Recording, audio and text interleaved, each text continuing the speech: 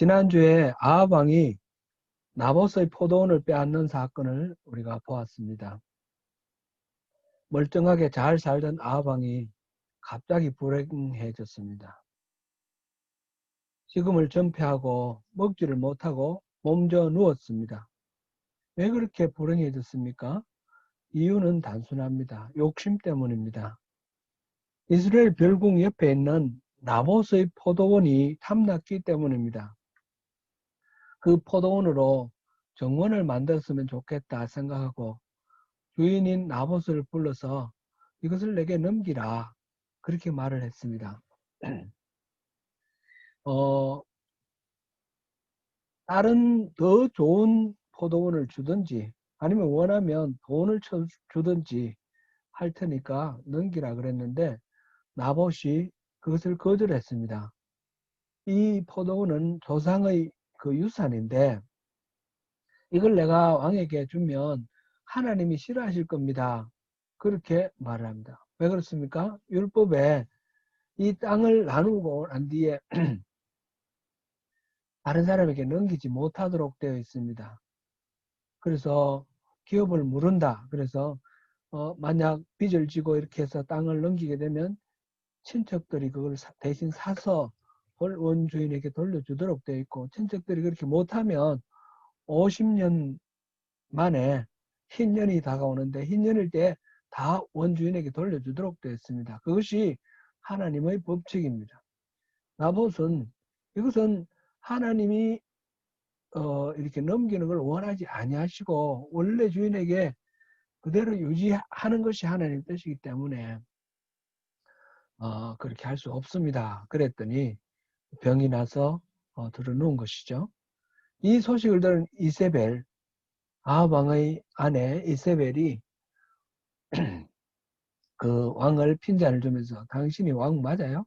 그러면서 핀잔을 주고 거짓 정인을 세워서 이 나봇이 왕과 하나님을 저주했다라는 그런 죄목을 덮어씌워서 죽여버렸습니다.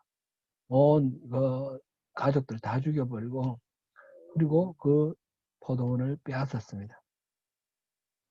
하나님을 대신하여 이스라엘을 다스리고 백성들을 섬기라고 세워진 아합 왕이 우상숭배로 인해서 하나님의 진노를 샀는 데다가 덧붙여서 자신의 욕망을 위해 무고한 백성의 재산을 빼앗고 집안을 멸망시킴으로 인해서 하나님의 징계를 피할 수 없게 되었습니다. 그래서 엘리야 선지자를 통해서 그 경고의 말씀을 전합니다. 이 말을 들은 아합 왕은 잠시 회개하고 겸손한 모습을 보입니다. 그래서 하나님의 용서를 받는 듯 했으나 결국 자신의 욕심을 위해서 남왕국 여호사밧까지 끌어들여 나라를 전쟁의 회오리 바람 속으로 몰아넣고 자신은 전사하는 것까지 우리가 보았습니다. 오늘은 그 마지막 전쟁과 관련해서 선지자들에게 하나님의 뜻을 묻는 과정에서 참된 선지자 미가야와 거짓 선지자 400명의 그 대결을 보면서 하나님의 뜻을 바르게 분별하고 또 바르게 믿음의 삶을 살아가는 것에 대해서 우리 한번 같이 살펴보며 묵상하고자 합니다. 오늘 본문 역대하 18장의 내용은 열왕기상 22장과 거의 동일한 기록입니다. 열왕기상을 본문을 해도 좋은데 오히려 그게 더 자연스러운데 일부러 지금 열왕기상과 역대하가 지금 같이 가고 있는 것을 우리 같이 확인하기 위해서 역대하를 본문으로 채택했습니다. 잠깐 오늘 본문에 나오는 이 사건의 역사적 배경을 좀 살펴보겠습니다. 이스라엘은 다윗 왕의 끊임없는 전쟁으로 주변 나라들을 정복하고 복속시켰고 솔로몬 왕 때는 거의 전쟁이 없는 그런 평화를 누렸습니다. 팍스 이스라엘이라고 불러도 좋을 정도입니다. 그러나 솔로몬이 죽은 BC 931년 이후부터 이스라엘 왕국은 남북으로 분열이 되었고, 그래서 서로 갈등하며 남북 간의 전쟁을 치를 뿐만 아니라 국제적인 관계에서도 끊임없이 전쟁의 소용돌이 속에 휩싸이게 됩니다. 이스라엘이 있는 가나안을 비롯해서 그 북쪽에 보면 두로, 시돈 같은 페니키아 나라가 있고, 그 시리아가 있죠. 이렇게 지중해 동해안 지역을 레반트라고 그렇게 부르는데, 해 뜨는 곳이라는 의미입니다.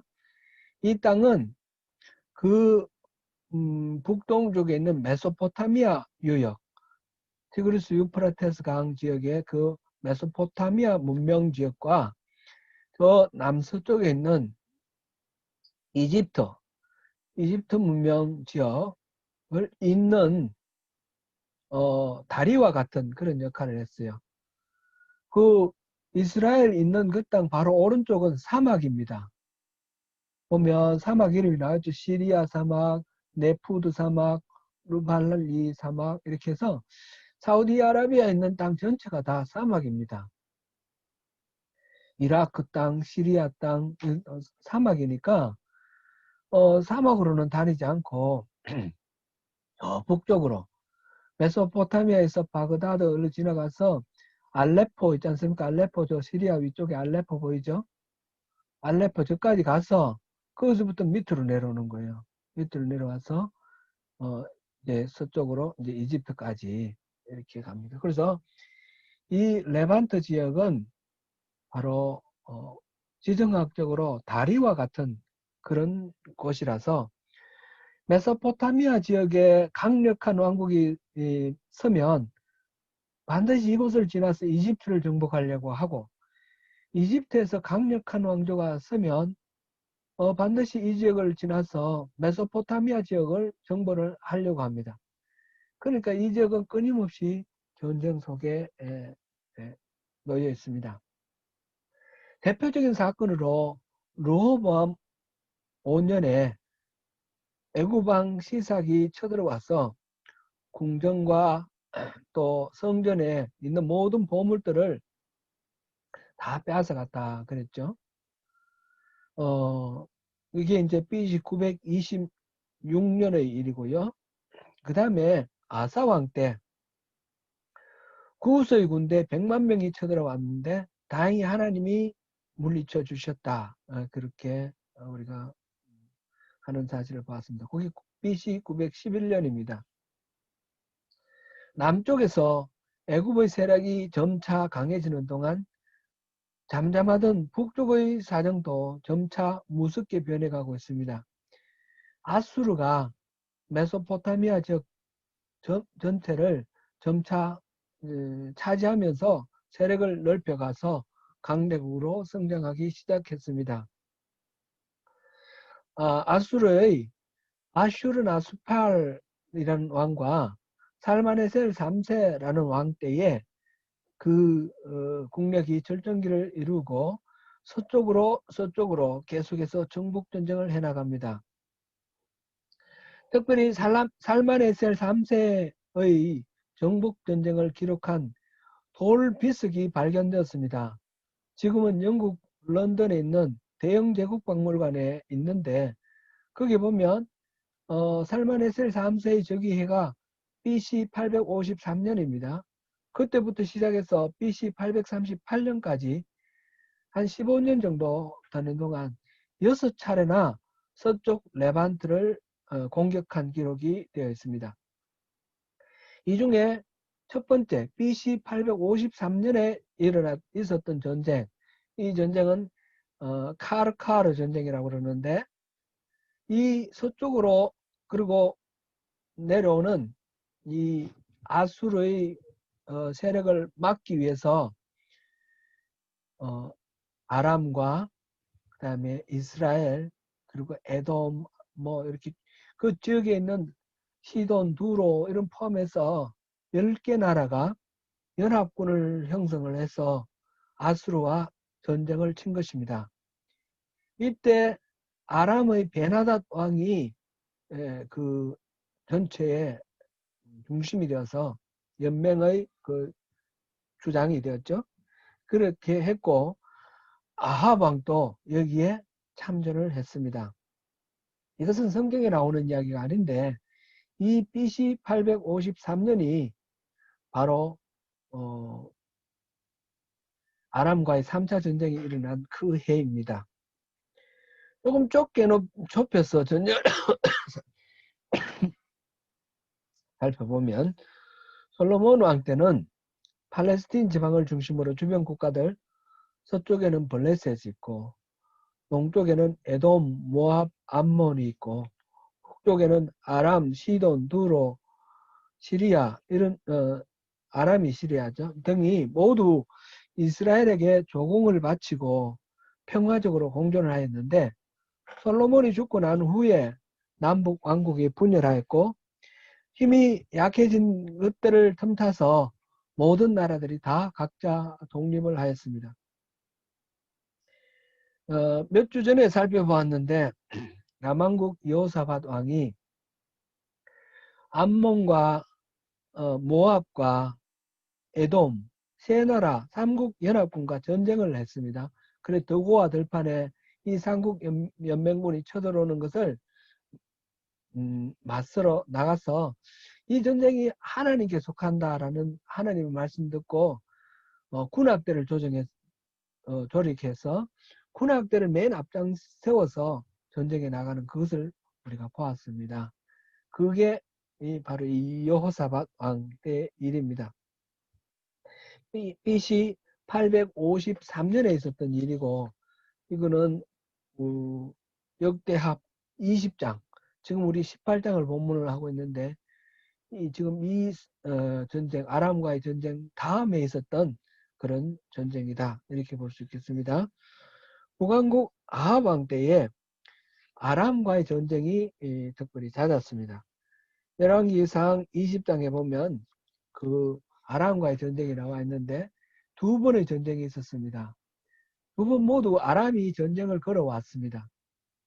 첫 번째는 아람 왕 베나닷이 군대를 이끌고 사마리아를 포위했습니다. 그리고 아합 왕에게 통고를 했는데 금, 은, 보물 다 내 거다. 그리고 너희들 아내도 다 우리 거다. 그렇게 말하면서 가서 마음대로 우리 군대가 들어가서 수색할 수 있도록 허락하라. 이렇게 말합니다.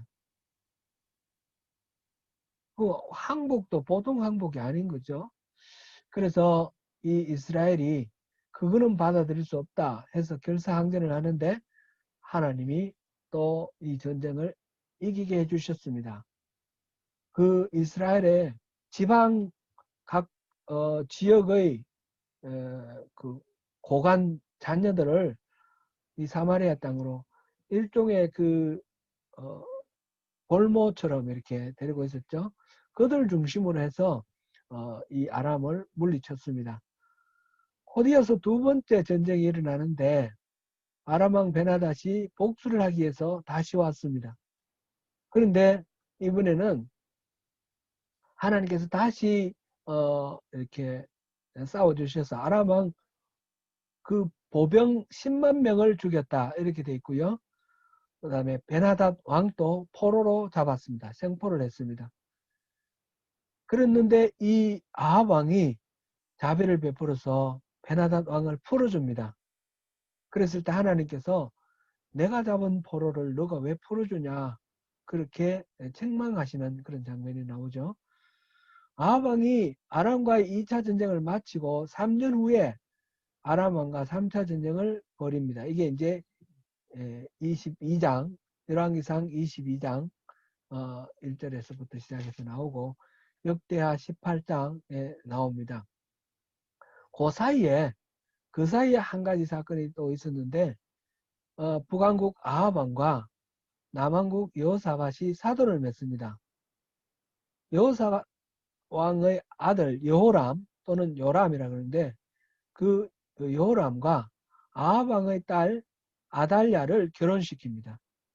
이스라엘 왕이 그 어머니가 자기 아들 아합 왕의 며느리로 그 이방의 나라 그 시돈 왕 옛바알의 딸 이세벨을 결혼시켜서 우상들을 들여오는 그런 문제들이 생겼는데 똑같은 문제가 바로 남한국 여호사밧의 잘못된 이 정략 결혼으로 남한국에도 우상이 들어가게 됩니다. 바로 그때 그 이세벨이 바로 나봇의 포도원을 빼앗은 그 사악한 여자죠.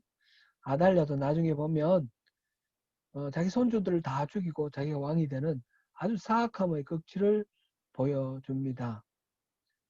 어쨌든 여호사밧과 아합은 사돈이 되면서 남북의 관계가 끈끈해집니다. 아합 왕은 여호사밧에게 아람과의 전쟁에 나서주기를 요청합니다. 그래서 여호사밧은 아합 왕과 함께 3차 아람 전쟁을 하게 됩니다. 아람과의 3차 전쟁이 일어난 그 해에 바로 그 전쟁 전에 앞서 제가 말씀드렸던 카르카르 전쟁이 있었습니다. 그때 아람의 베나닷이 중심이 되어서 10개 나라가 연합군을 형성을 해서 저 북쪽 카르카르라는 지역에 가서 서쪽으로 이렇게 계속 내려오는 아수르를 막았는데 그때 이 베나닷이 10개 연맹의 맹주가 되었음에도 불구하고 마지막으로 결정적으로 실패를 했습니다. 그때에 아합 왕이 큰 공을 세워서 그 전쟁을 이렇게 성공적으로 마치게 됐습니다. 겉으로 드러나는 결과는 아시리아의 승리지만 아시리아가 그때 받은 그 피해 때문에 이 레반트 지역을 점령할 수 없고 포기하게 되었던 것입니다. 그러니까 아합 왕은 그 이전에 2차 아람과의 전쟁에서 베나닷을 포로로 잡았다가 풀어주고 자비를 베풀었지요. 그리고 이 카르카르 전쟁에서 이거는 성경에 나오지 않는 기록이지만 이 카르카르 전쟁에서 베나닷을 보완하고 베나닷의 그 잘못을 이렇게 메꿔주는 그런 역할을 하면서 좀 교만해진 것 같아요. 그래서 이 전쟁이 끝나고 난 뒤에 카르카르 전쟁이 끝나고 난 뒤에 바로 베나닷에게 그 길랏 라모 땅을 돌려달라 그렇게 말합니다. 길랏 라모 땅은 이스라엘이 가나안 땅을 점령을 할 때에 그곳에 이제 지파별로 나누잖아요. 루벤 지파와 그리고 므낫세 지파, 동족 지파가 나누었던 땅 그 언저리입니다. 근데 이제 솔로몬이 죽고 난 뒤에 계속 나라가 약화될 때에 이 땅을 빼앗긴 거죠. 전쟁에 빼앗겼는데 2차 아람 전쟁 때 이 베나닷이 포로로 잡혔을 때 우리 아버지가 차지한 이 땅 돌려주겠습니다. 그렇게 서약하고 풀려났거든요. 이제 당연히 그렇게 서약했으니까 돌려달라 하는 것이 이 아합 왕의 이야기입니다. 그런데 베나닷이 그것을 거절을 하니까 전쟁을 하게 되었습니다. 전쟁을 할 때에 마침 이제 사돈 여호사밧이 와 있었습니다. 그래서 우리 같이 전쟁에 나가자. 그렇게 제안을 합니다. 그때 여호사밧이 이 전쟁이 하나님이 허락하시는 전쟁인지 하나님께 물어보자고. 그래서 아합 왕은 선지자 400명을 불러 모아서 이 전쟁이 하나님 뜻인지 아닌지 물어봅니다. 선지자 400명은 한 목소리로 길랏 라못으로 올라가십시오. 이 전쟁은 하나님이 반드시 이기게 해주십니다. 그럽니다. 그 대답을 듣고 여호사밧 왕은 뭔가 꺼림칙했던 것 같습니다. 그래서 선지자가 더 없습니까? 물어보니까 한 명이 있기는 있는데 미가야라는 선지자가 있는데 이 선지자는 만날 나에게 불리하고 해로운 것만 얘기를 하고 좋은 예언은 하지 않는다고 그러는 겁니다. 그래서 여호사밧이 그래도 그 미가야 선지자에게 물어보자라고 제안을 하죠. 미가야를 부르러 갈 간 그 신하가 미가야에게 말합니다. 지금 400명의 선지자가 다 이렇게 좋은 말로 예언했으니까 당신도 이렇게 좋은 말로 예언해 주세요. 그 말 듣고 미가야가 한 말이 이번 주에 우리가 암송할 구절입니다. 나는 하나님께서 말씀하신 그것만 말하겠다. 그리고 어제 찾아왔습니다. 미가야가 이르되 여호와께서 살아계심을 두고 맹세하노니 내 하나님께서 말씀하시는 것 곧 그것을 내가 말하리라 하고 이 말씀은 열왕기상 22장 14절과 동일합니다. 아합 왕이 미가야는 좋은 일로 예언하지 않고 늘 나쁜 일로만 예언한다고 화를 냅니다. 그 다음에 미가야가 하는 말이 오늘 우리가 함께 했던 본문의 시작입니다. 미가야는 하나님 앞에서 벌어진 천상어전회의에 참석했는데 그 회의는 천사들과 또 여러 가지 나쁜 영들도 모여 함께 하는 그런 회의입니다. 욥기에서 보면 그 욥이 천상에서 회의하는 그런 장면이 나오는데 같은 것이죠. 그럴 때에 그 아합왕을 꿰어서 전쟁을 하게 하는 방법이 아이디어가 있으면 내놓으라. 그게 하나님의 말씀이에요. 아합이 말하자면 징계를 받아야 되는 그런 입장이에요. 그럴 때에 여러 아이디어가 나왔는데 한 영이 말하기를 거짓말하는 영을 선지자들의 입에 넣겠다. 그렇게 말합니다. 그래서 선지자들의 입에 그 거짓말하는 영이 들어갔고 아합 왕에게 재앙이 될 일을 말하게 하신 것이죠. 이 말을 들은 그나나의 아들 시드기야가 미가야의 뺨을 때리며 화를 냅니다. 또 아합 왕은 미가야를 즉시 체포하여 자신이 전쟁에서 나가 승리를 하고 돌아올 때까지 감옥에 가두어 두라고 말합니다. 미가야는 왕이 편안히 돌아오지 못할 것이라고 말하죠. 여기서 이 천상어전회의 이거는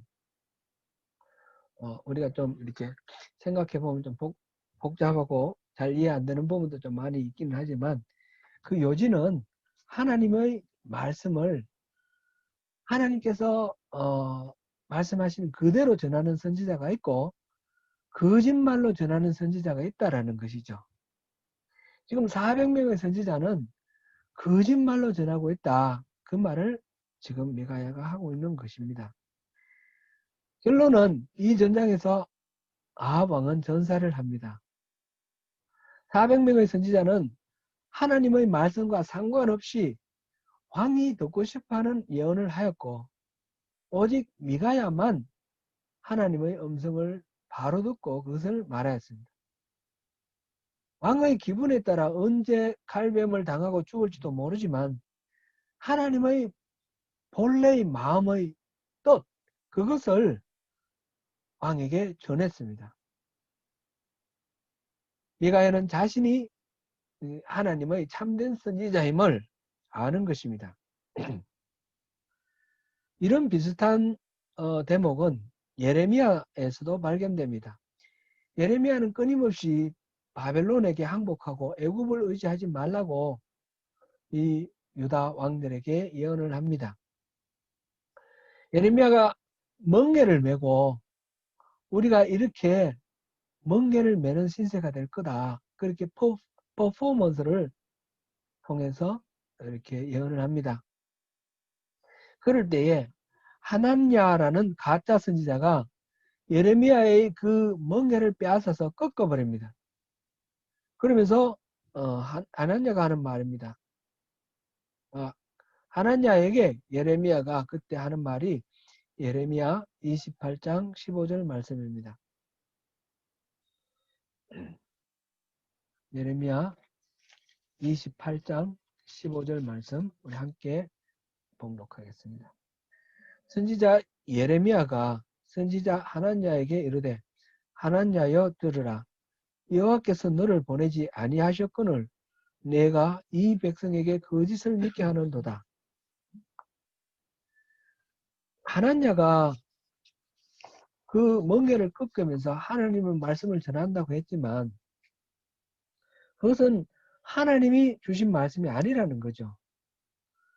왕이 듣고 싶어하는 소리고 백성이 듣고 싶어하는 소리이기 때문에 거짓말로 하는 예언입니다. 하나냐는 거짓 예언한 벌로 그 해에 죽었습니다. 예레미야는 계속해서 바벨론에 항복할 것을 선포하였으나 왕은 듣지 않습니다. 오히려 예레미야가 기록한 예언의 두루마리를 칼로 잘라서 불에 태워버립니다. 예레미야를 감옥들에 있는 그 구덩이에 집어 넣기도 합니다.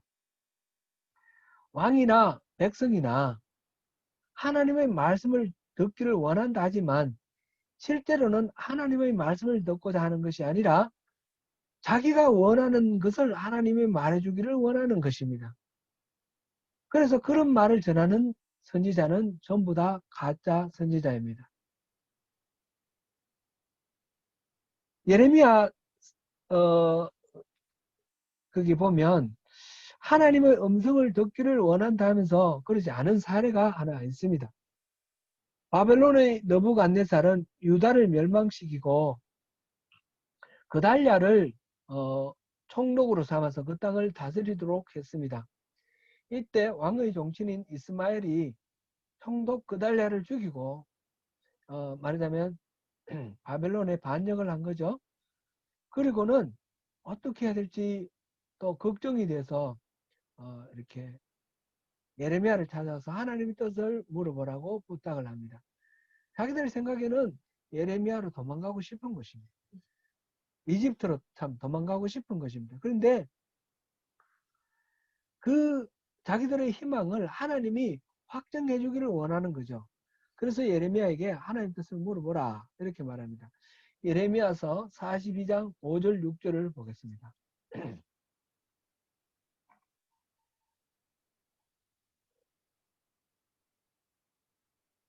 예레미야서 42장 5절 6절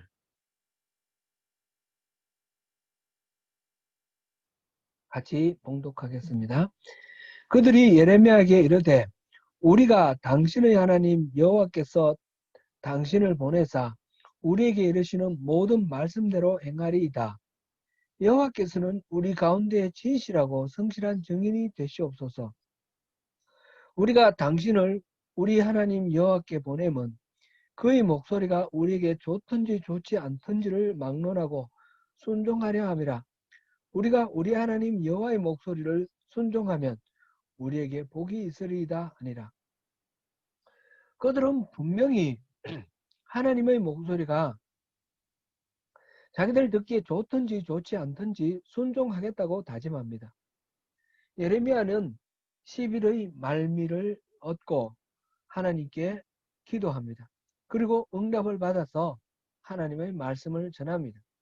하나님은 그들에게 애굽으로 가지 말고 이 땅에 눌러 살라고 하셨습니다. 그런데 이들이 하나님의 응답을 듣고 나타내는 반응을 보시기 바랍니다. 예레미야 43장 2절 말씀입니다.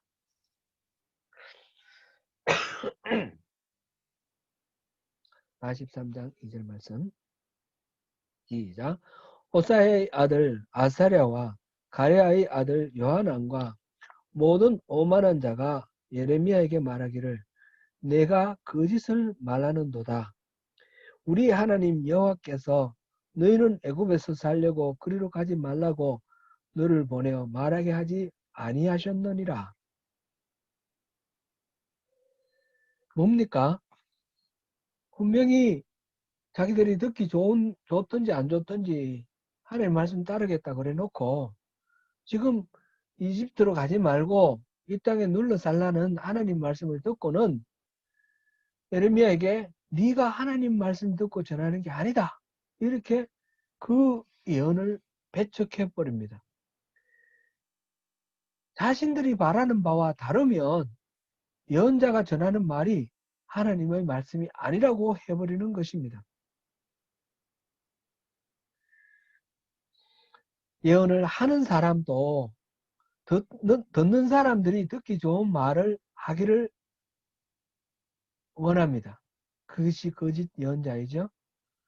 백성들도 자기들이 원하는 대로 예언해 주기를 바랍니다. 이것이 예언을 대하는 선지자와 백성들의 태도입니다. 오늘 본문에서 만난 미가야 선지자와 400명의 선지자를 보면 많은 사람들이 그렇게 말한다고 해서 그게 옳은 것은 아니라는 것을 볼 수 있습니다. 에레미야서에서 본 그 하나냐를 보면 단 한 명이라도 누구의 말이 하나님의 말씀인지 분별하는 데는 기준이 반드시 필요하다는 것입니다. 많은 사람들이 아니라고 하는데 혼자서 그렇다고 주장하면 그것이 참된 선지자인가요? 그것도 아닙니다. 몇 번 말씀을 드린 바 있지만 2014년부터 미국에 살던 홍혜선이라는 전도사가 한국에 와서 전쟁이 일어난다고 그렇게 예언을 한 적이 있습니다. 그래서 교회마다 돌아다니면서 간정 타고 예언 타고 그랬는데 한국 교회가 참 문제가 많은 것이 그 엉터리 같은 말을 듣고 솔깃해 하는 사람들이 너무너무 많은 거예요. 그래 많은 사람들이 필리핀으로 피난 간 사람도 있고 미국으로 피난 간 사람들도 있어요.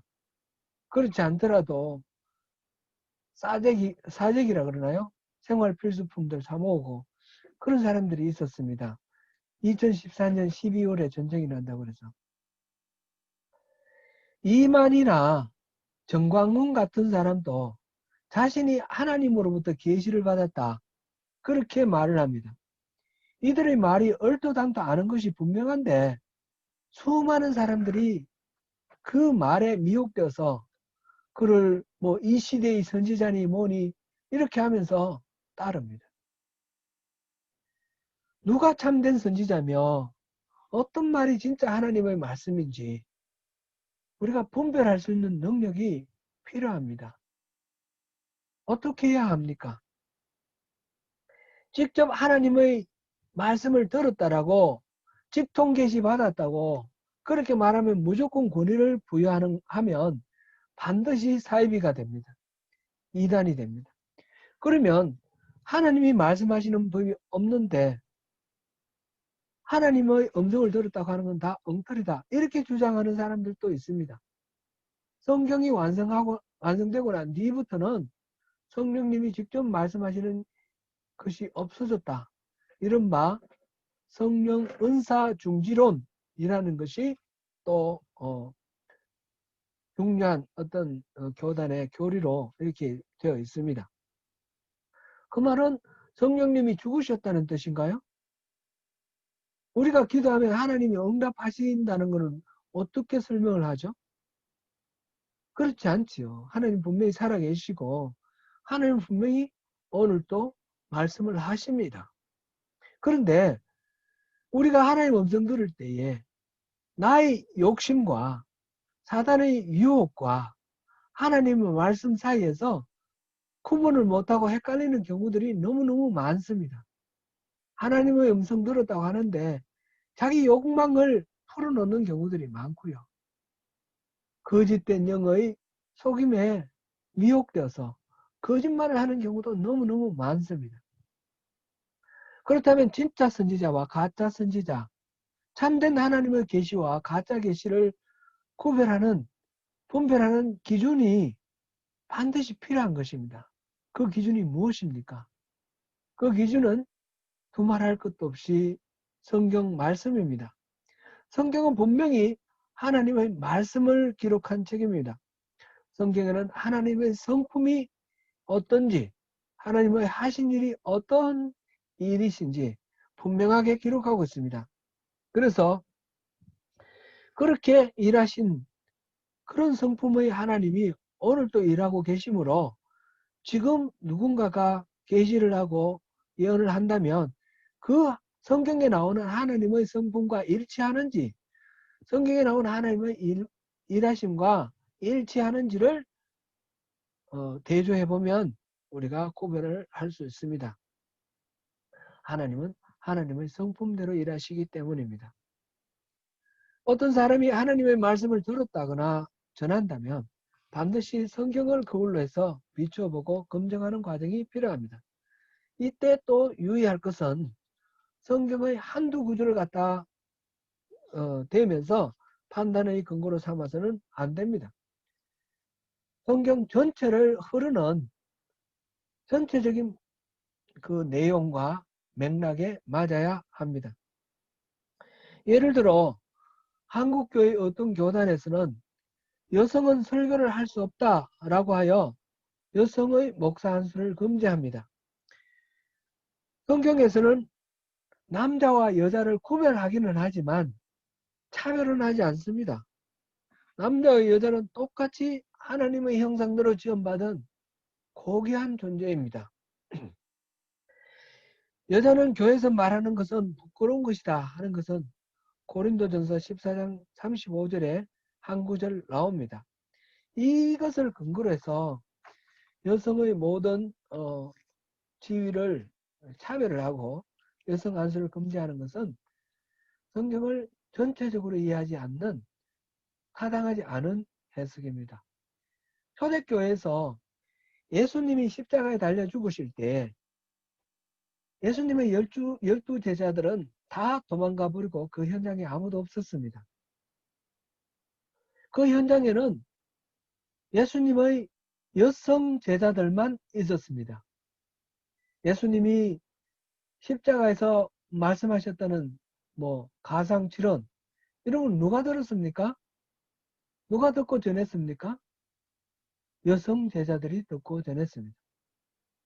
예수님께서 부활하시고 맨 먼저 만나 주신 분은 누구입니까? 마리아와 여성 제자들입니다.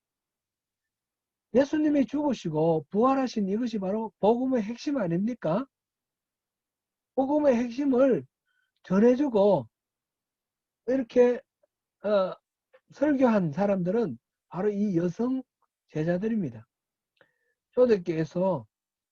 초대교회에서 복음을 전하는 사역에서 막달라 마리아는 베드로와 상벽을 이루는 중요한 역할을 맡았다는 것이 신학자들이 발견해낸 사실입니다.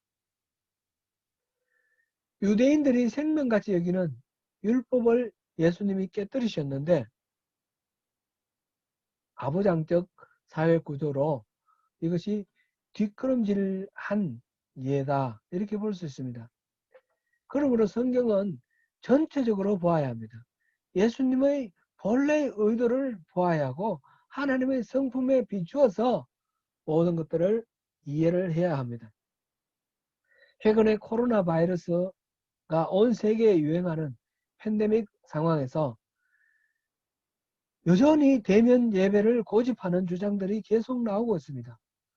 모이기를 피하는 어떤 사람들의 습관과 같이 하지 말라 하는 히브리서 10장 25절 말씀을 거론하면서 정부의 그 방역 정책을 종교 탄압이라고 정면으로 거부하며 순교하겠다고 고집을 부리기도 합니다. 그러나 모이는 예배를 고집하다가 나도 모르는 사이에 전염병의 전파자가 된 사례가 얼마나 많습니까?